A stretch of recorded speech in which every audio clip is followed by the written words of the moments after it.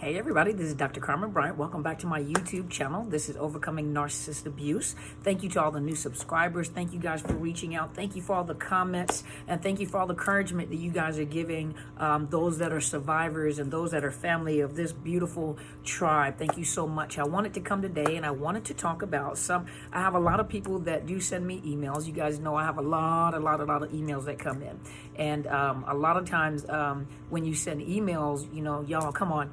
When you send emails that are like 18 pages long, I don't have the time to read all that. I'm a busy lady. I do have a career. I do have a private practice. And so sometimes I just can't read, even though I really want to, because they're your stories. I can't read them all. And a lot of times what happens is people are giving me information in hopes that I will diagnose their partner or their kids.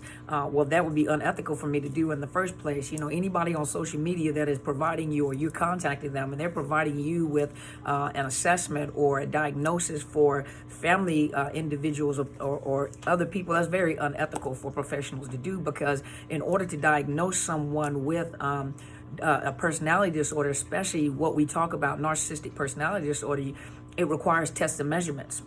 I don't walk around analyzing everyone.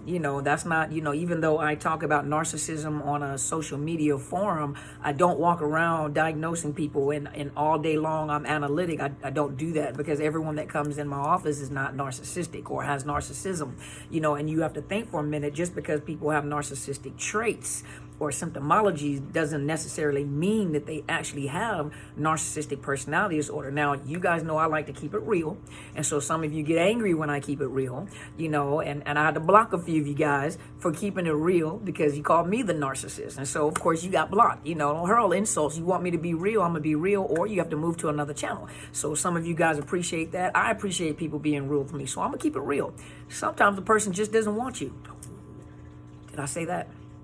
Sometimes the person that you, male or female, sometimes they just don't want you. They wanted to use you. Now think about when it comes to the maturity level. And let me talk about the kings for just a minute. And those of you that have sons, men that are raising sons and having to teach them how to be men, or women that are raising sons, there comes a time where that young man is trying to, sow his wild seeds, and the game is easy, because a lot of times women are impressionable, especially if we're gullible, especially if we're naive, or if we're desperate, to be loved or have a relationship. A lot of that's how a lot of us got into the relationship, in these type of relationships anyway. But, sometimes the young men, I raised a son, and they, you can't tell them anything when they're young. They have the narcissistic traits. You can't tell them anything. They're so, they fine. Mama, I'm fine. You ain't never had a fine son like me, because I'm so fine. Okay, with your fine self. I got brothers, girl, you got a fine brother. Yeah, okay, you fine. All right, whatever, But this is like a normal process for young men.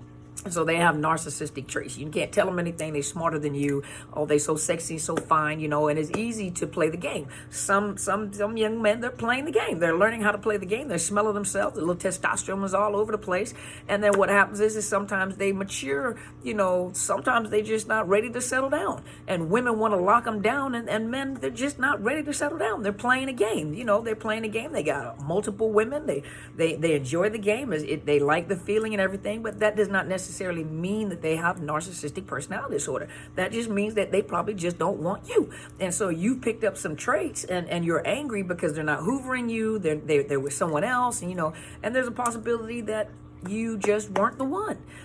Then there are those, and we talk about it on these videos on our social media. You have these coaches, that are talking about the symptoms and signs to look for, and some of them actually fit the criteria for an individual that has narcissistic personality disorder, but you still can't diagnose them. It requires a professional to run the tests, do the interviews, and what narcissist is really going to go, most of them don't want the mask to fall off, and they definitely don't want anyone to know that they're flawed. They know something is not right or something is wrong, but they definitely don't want to go anywhere for someone to make them feel worse than what they already feel like by saying, hey, you have a disorder, you have a disease. So a lot of them are not going to go in to go get a diagnosis. It's not going to work that way. And I'll give you a prime example. Even with therapists, a lot of you like, what do you mean you can't pick them up when they come in? I can't pick up. I'm not looking for it. Everyone that comes in, I'm not looking for a narcissist. Every day in my life, I don't walk around like, you're a narcissist. You're a narcissist. Everyone is a narcissist. It doesn't work that way. So the thing about it, and I give you this example, everybody that has a psychotic break or a psychotic episode does not mean that they are schizophrenic, correct?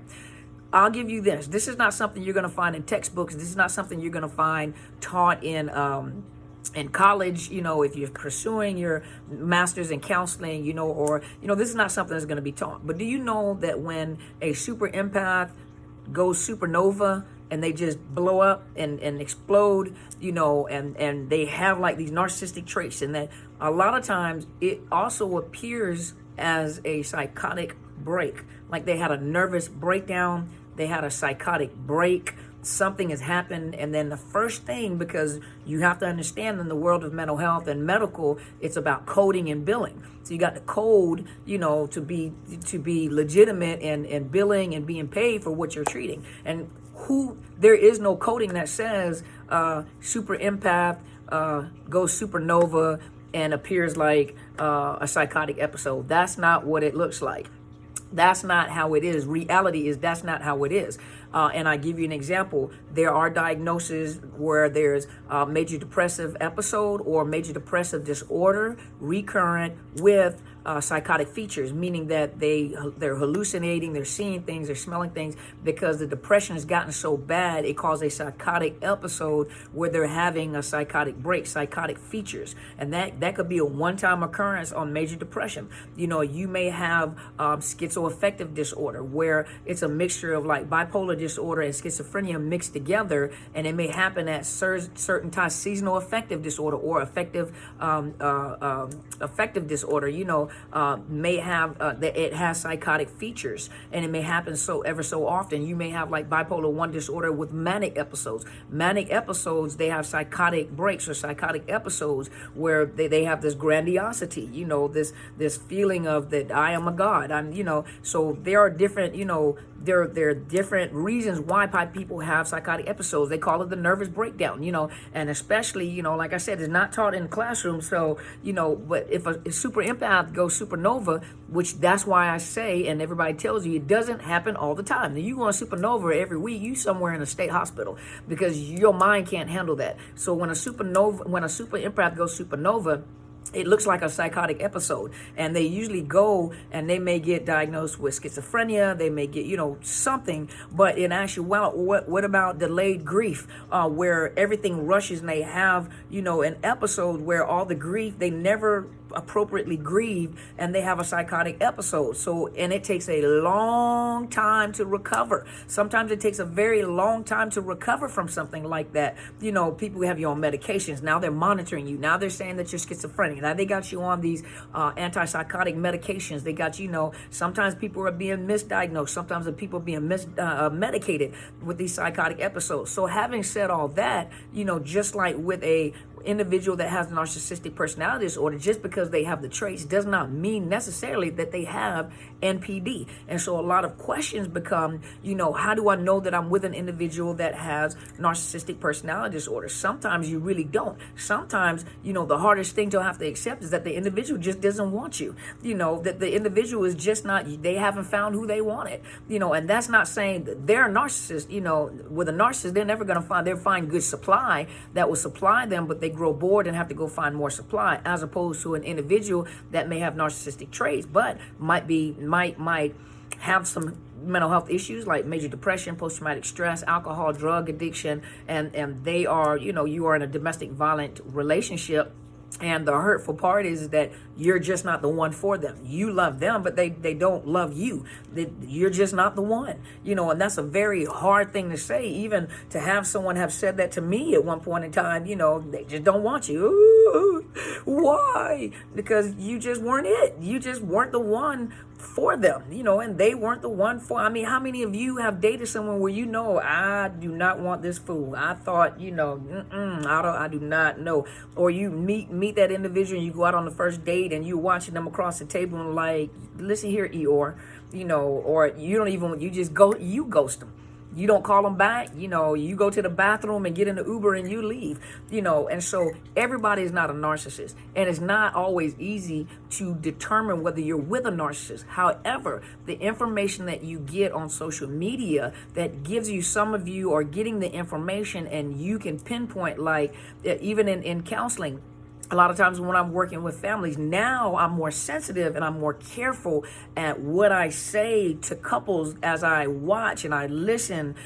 Sometimes it's easy to pick up, sometimes it's not very easy to pick up. But as soon as I start seeing some of those traits, I pay attention. I ask certain, you test the waters a little bit to watch, and it begins to like unfold itself. But a lot of times you have to remember, when you're dealing with a covert narcissist, they're hidden in plain sight and they blend in with community and society, and they can fool clinicians, a lot of times where we can't pick it up. We just don't know, and people don't come to us and that's why I don't like when people say or send me an email saying, this is the stuff that's going on. Is that person a narcissist? I don't know. I don't know. It sounds like, some of the symptoms sound like, sorry, I didn't want my jacket to fall off the chair. I know I distracted you guys. I'm sorry. But, but it's not easy. And for someone to say, definitely you are. If you know the signs and symptoms because you have personal knowledge of your personal relationship with that individual, and if you feel devalued, if they're cheating all the time and they never stop, whether they're a narcissist or not, you have to have more value in yourself to determine, I have more value than that. I am a one woman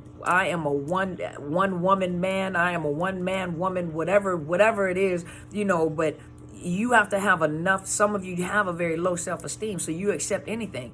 And I hate that song, having a piece of a man is better than having no man at all, or having a piece of a woman is better than having no woman at all. I much rather have no man at all than have a piece of a man. What is that going to do for me? Or just like I've heard narcissists say before, I think it was in my book, you need to be thankful that you have somebody in the first place. Do you know how many women will want someone like me and will be grateful? So in other words, just accept this garbage, accept this mess. Do you know how many people will want me? You know what? You don't even want yourself. So you have to have enough value in yourself to determine if you're cheating all the time.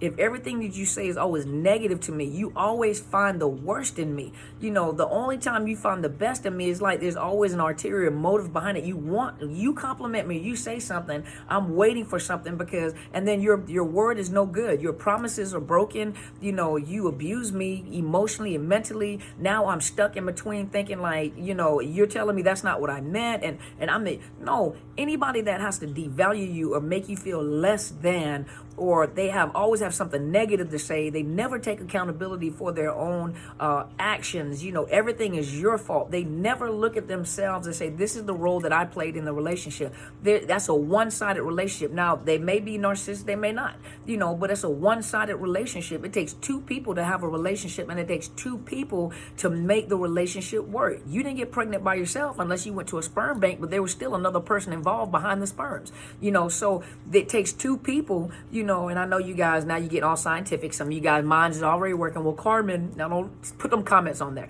But the point is that it took two people to be in a relationship. But yet you are in this relationship by yourself. You're responsible for going to counseling to change yourself. You're responsible for making these changes.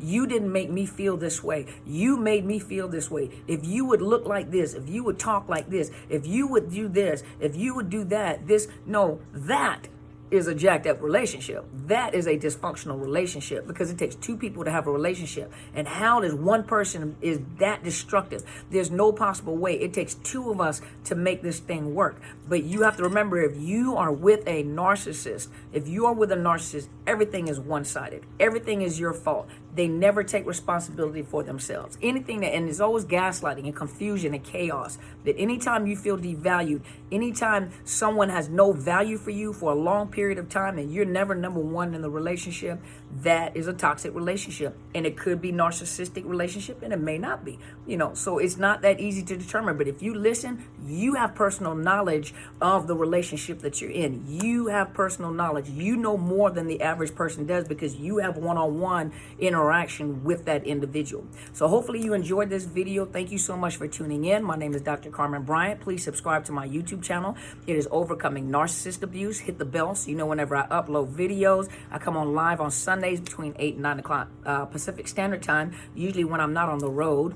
Thank you for all the emails. Thank you. My book is out. Please go to Barnes & Noble or Amazon and go get my book, Unmasking the Illusion of Perfection. It's in the link below the YouTube channel. Those of you that are looking for a good counselor, is a sponsored link right up underneath my YouTube video, and it is betterhelp.com/Dr. Carmen.